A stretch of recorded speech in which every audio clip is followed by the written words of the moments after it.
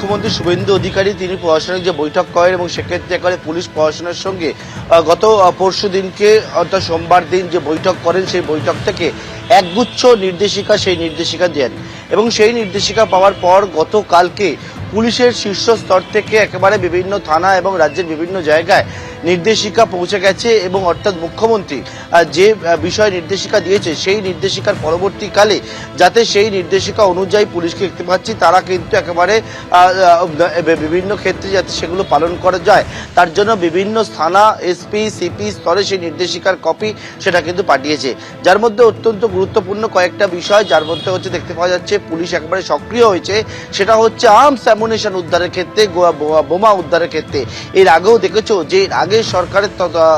সময় বিভিন্ন সময় বারবার করে বলা হয়েছিল অস্ত্র উদ্ধারের উপর জোর দেওয়ার জন্য, কিন্তু তার পরবর্তীকালে দেখতে পাওয়া গেছে বিভিন্ন জায়গায় অস্ত্রের ঝঞ্ঝনানি, কিন্তু এক্ষেত্রে কিন্তু একেবারে যে নির্দেশিকা গেছে রাজ্য পুলিশের শীর্ষ স্তর থেকে বিভিন্ন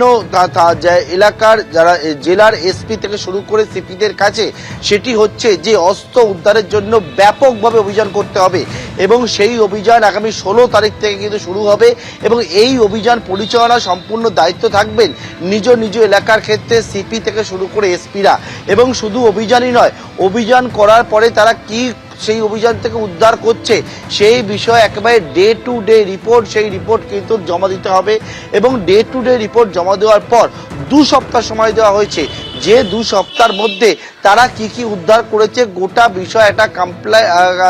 কমপ্লাইট যে রিপোর্ট সেই রিপোর্ট আকারে তৈরি করে সেই রিপোর্টও জমা দিতে হবে। অর্থাৎ অভিযানের কথা যে বলা হয়েছে, অর্থাৎ অস্ত্র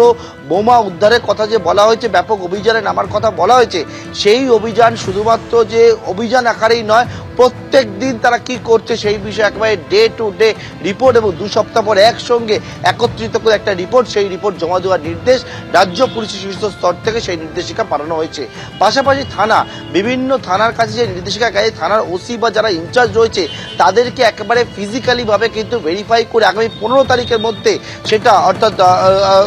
পরশুর মধ্যে সেটা কিন্তু হচ্ছে তাদেরকে কমপ্লাই করতে হবে, যেটা হচ্ছে থানার মালখানায় যে আগ্নেয়াস্ত্র বোমা গুলি অর্থাৎ বিভিন্ন ক্ষেত্রে যেগুলো উদ্ধার হয় নানা সময়, সেইটা কি পরিমাণে আছে সেইটা কিন্তু রেজিস্টারের সঙ্গে তার মিল রয়েছে কিনা সেই বিষয় একেবারে কিন্তু রিপোর্ট আকারে পেশ করতে হবে আগামী 15 তারিখের মধ্যে।